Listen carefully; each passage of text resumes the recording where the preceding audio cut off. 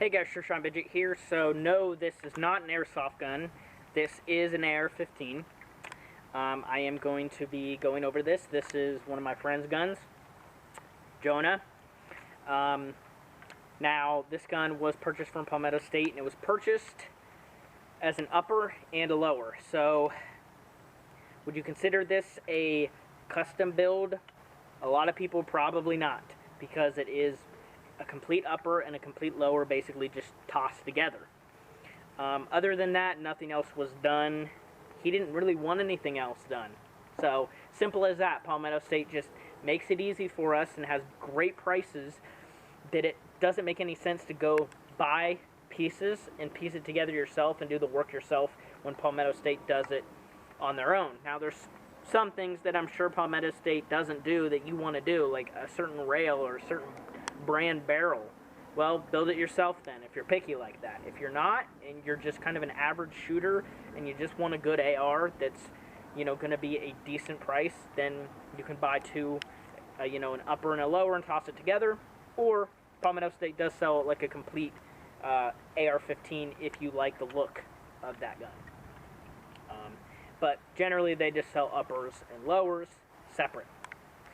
So that's basically what this is, an upper and a lower smashed together with an optic tossed on it. So pretty simple on this build. My brother does have an AR-15 pistol as well, and his was a little bit more, I guess, custom built. There's a lot more that he did to that gun that personalized it to him. Same thing with my AR-15. So I'm sure he'll be doing whatever he wants to this as well, but for now, this is how he's going to run it because, well, he just got it. So I'm going to start off by mentioning the magazines that he uses. They are Gen 2 PMags. I think they were like 10 bucks, maybe a little bit more, 12. You got two of them, brand new. I only put 20 in here. Generally, that's what me and my friends do. I get a Wolf 223, and they come in boxes of 20. So I just toss a whole box into each mag, even though this can hold 30. But generally, me and my friends just toss 20, a whole box, shoot the whole mag, and then do another whole box. Unless we're doing practicing reload sort of thing, and you put like 2 or 3 or 4 in each mag and do a reload sort of thing.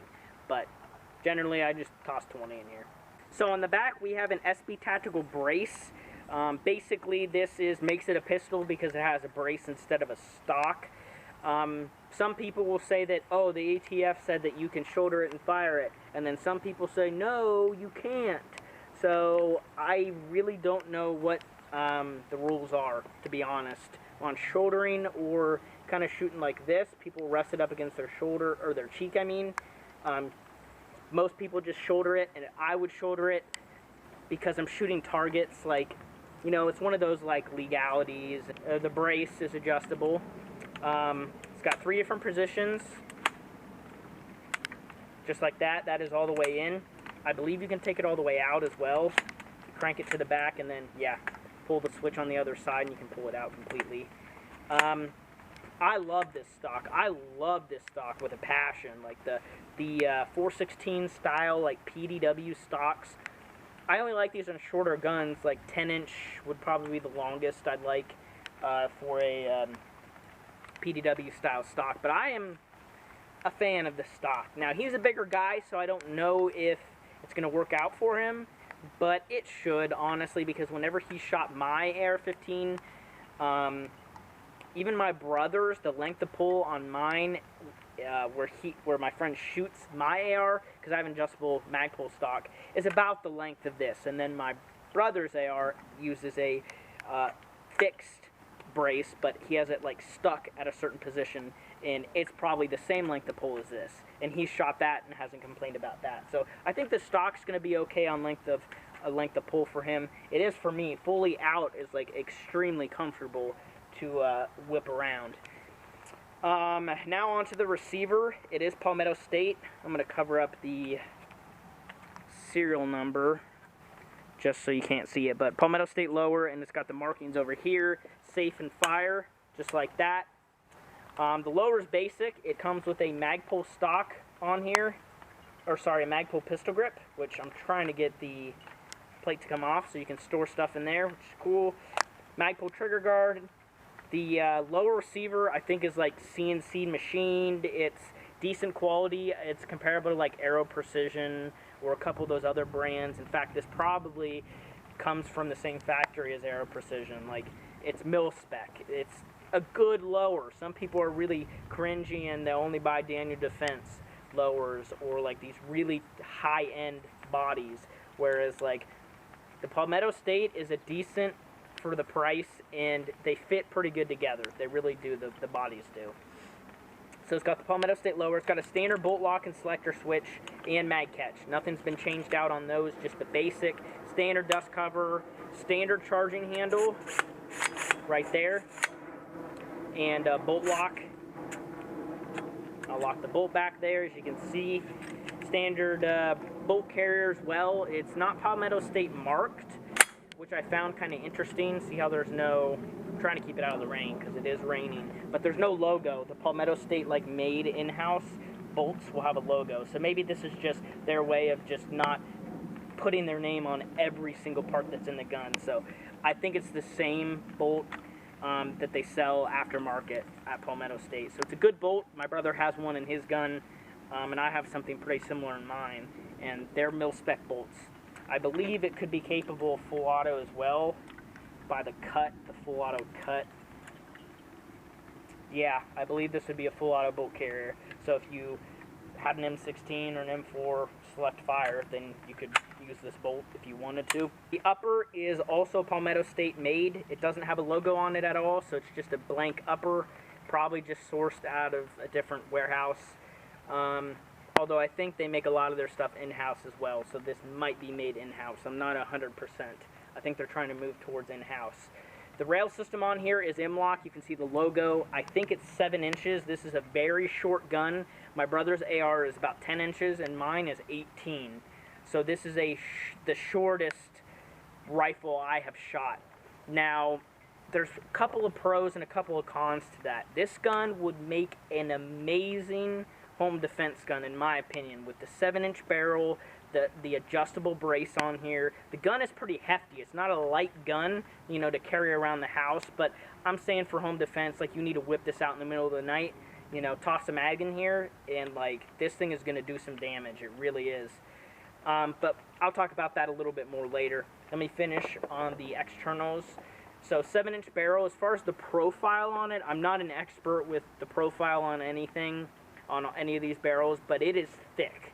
The thickness of this barrel is pretty baffling to me, especially where the gas tube attaches, or the gas block. You see the gas block right there? I actually have that same gas block on my AR. Interesting. Short gas tube going back in here, and then the barrel, you can just see how beefy it is from here to here, and even from here, the gas block forward is still really thick, and even back, and I can see the marking on it. I can see NATO 1 and 7. 5.56 NATO 1 and 7. So this barrel, I believe, I looked at the stats when I looked at the online ad, and this can use 5.56 and 223. So this can shoot wolf. That's what I buy. It's maybe a little bit underpowered compared to military load, but it's just recreational shooting, and this would be fine for home defense. That type of ammo. Maybe like soft points or maybe hollow points for like home defense indoor, but he just has FMJ. He's going to run through it right now. It also has a birdcage flash hider on here, which does pretty good at flashing.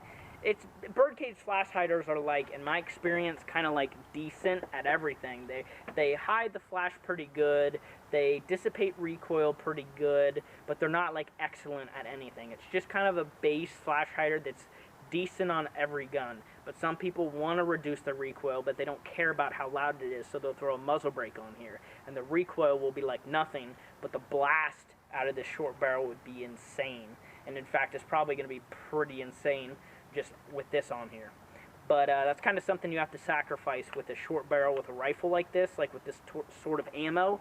I mean, a 223, 5.56 out of a small gun like this, it's a small gun to put a decent sized round out of. So last but not least on the externals, the red dot is a Sig Sauer. It's basically a T1 look-alike, I guess. It's Romo 5 is what it looks like. The logo Romo 5, or is that Romos? Is that an S or a 5? But it is made by SIG. I believe it was like $80 or $100. Seems to be good quality. I have a Primary Arms T1 lookalike, and it feels just like this. It's got plus and minus on the brightness, left and right adjustment. He does have to sight this in, so that's the first thing we're going to do. So we'll need to do that. And then it's just got a battery that came with it. Brightness-wise, it does have quite a few settings. And to turn it off, I think I hold the plus, right? Yeah. Cool.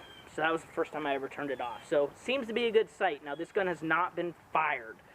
So, oh, well, it could not function properly. So why are you making a video on it? I'm just going over the externals. I will provide shooting footage at the end of this video. So you're going to see, I won't upload this video if it doesn't function properly. So you see at the end of the video how reliable and see if it functions. So yeah, that's pretty much it with the gun overall. It needs to break in. It's a little gritty, especially the trigger. The trigger on here is silver. I think it's their nickel boron finish or something. So it's a silver looking trigger. It is curved. And the trigger pull feels identical to my brother's stock AR trigger from Palmetto State. It's like a 6-pound. Yeah, it's kind of meh, but it's decent. I put a 3.5-pound trigger in my AR. So if you have any questions or anything, let me know, and I will see you guys on the next video. Okay, so I got the Palmetto State AR15 pistol out here to shoot. So we've already put maybe 60, 80 rounds or so through the gun to make sure it functions properly, and it does. So the ammo that we're going to use is Wolf steel case. This is hollow point. It was just on sale. Normally I get FMJ. It feeds great, and again, we're using P-Mags. I think they're Gen 3 or Gen 2. We got the Sig Sauer red dot sighted in. So let's just go ahead and take some shots with it. I got 2 mags loaded up. There's about 15 or 20 in each.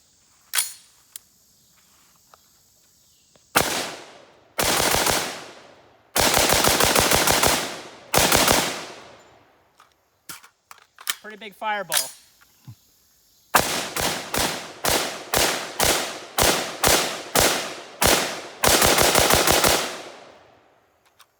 There it is.